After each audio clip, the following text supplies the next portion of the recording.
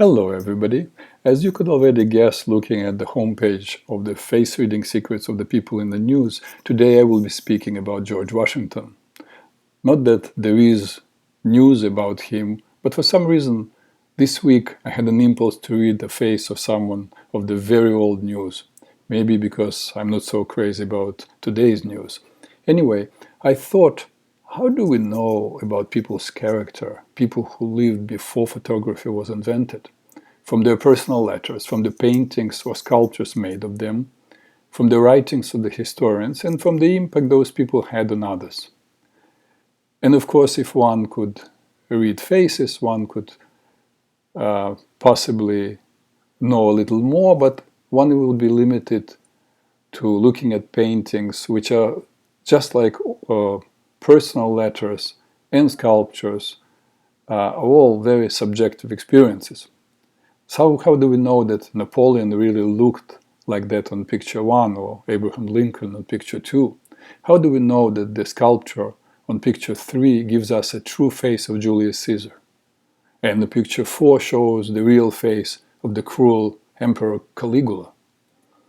I decided to give it a try with George Washington. Did he really look like we know him on a dollar bill? I chose to look at many portraits made of him and see if the features in all of them were similar. And if indeed they were, then I could read the face and the features common to all portraits. Here is George Washington on picture 1 at the age of 44. Picture 2, he is 45. On picture 3, he is 53. Remember this one, the age of 53 in 1785. Similar faces, but as you can see on some portraits, his nose is bigger, like on picture 1 and picture 3. On some, it's smaller, picture 6, picture 8. On picture 1, he has what we call a Neptune face. On picture 2, he has a sun face. On picture 3, at the age of 53, he has some fat hanging under the jawline, which makes him look at least partially lymphatic. But on picture 8, where he is obviously older, he has no fat. Is the painter just being kind to his subject? What's the truth? How can we do a fair face reading or morphological reading? That's the more accurate name.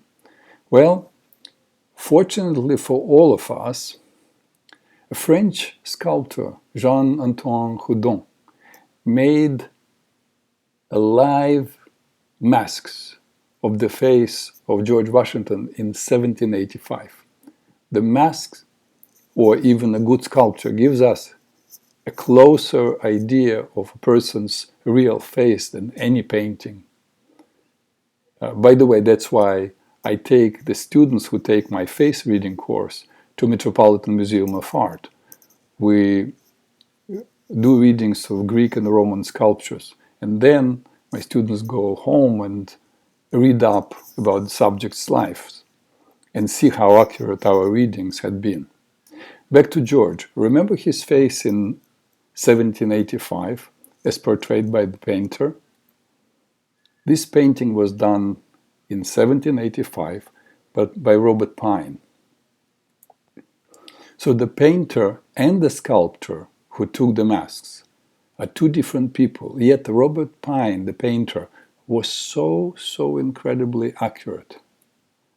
As you can see, every single important feature on the portrait is absolutely identical to the one taken from the live face of Washington as a mask. Now we can do morphological reading of the portrait, knowing that we have a real man. And here we go. You can look from now on only at the portrait. The mask here is only to demonstrate to you how good the painter was. Look at the pink line, number 1, on the portrait. The line going from the forehead to the chin. And the green line, number 2, the tilted forehead. We're learning that George Washington was a bilious, with the tilted forehead of a sanguine. So what does it tell us? We're learning that George Washington had a lot of stamina, will, determination, commitment to cause, and the need to overcome challenges. Remember, the bilious get depressed only when they have no obstacles to overcome. All bilious are natural leaders, long-term planners, have the patience and the will to endure and keep going till they get what they want. But the sanguine forehead, green line, tells us that he was also impulsive and not as patient as the usual bilious would be. We all admire George Washington, but we also know that as a general, as a commander, he lost more battles than he won. Is it possible that the sanguine impulsivity has something to do with it? Maybe not. Look at the dark blue arrow, number 7, the flash under the chin. By the age of 57, George gained some weight and was becoming lymphatic as well, which slowed him down, made him more tolerant and more of a visionary. Now look at the black arrow, number 3, deeply sunk eyes. He was a natural introvert. Yes, you're right, he was not Ronald Reagan or Bill Clinton. And the nose with a little hook at the end, see the blue arrow, number 4, tells us that he was a conqueror, had the need to take over, to overcome. Red arrow, number 5, shows a long almond-shaped nostril, revealing high intelligence. And in fact, this whole nose is arched like a beak. It's also a sign of intelligence and sensitivity. Finally, the green arrow, number 6, shows the line on the edge of the mouth going down, you see, telling us that by the age of 53, Washington already had significant amount of bitterness and resentment. On portraits made only 8-9 years earlier, we don't see such deep lines.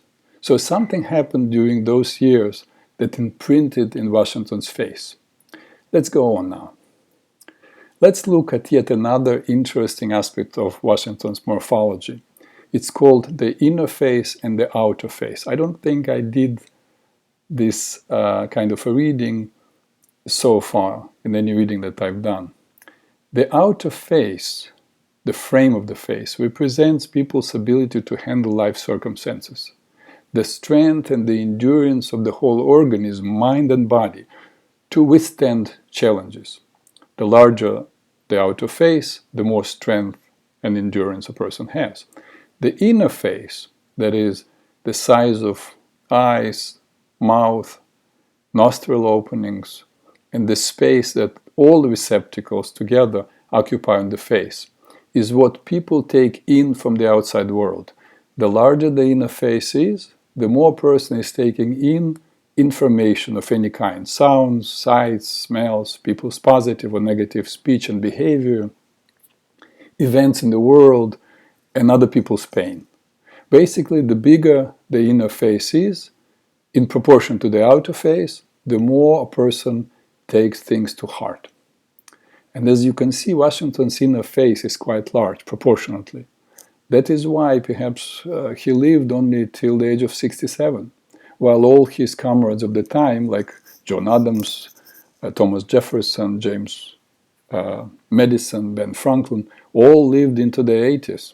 Yes, I know Washington died from a throat infection, and everybody gets sick, but when a person's immune system is compromised by emotional pain, as we know now, they're more vulnerable to any illness. And George did take things to heart. So did the pictures we just looked at give you a better understanding of where George was coming from? I hope. Overall, I have to say it was fun for me to do this reading and getting to know George Washington not through history books but through his face. I hope it was fun for you too. Write to me if you want me to read the face of some other historical figure. And thanks for being with me today. Talk to you next week.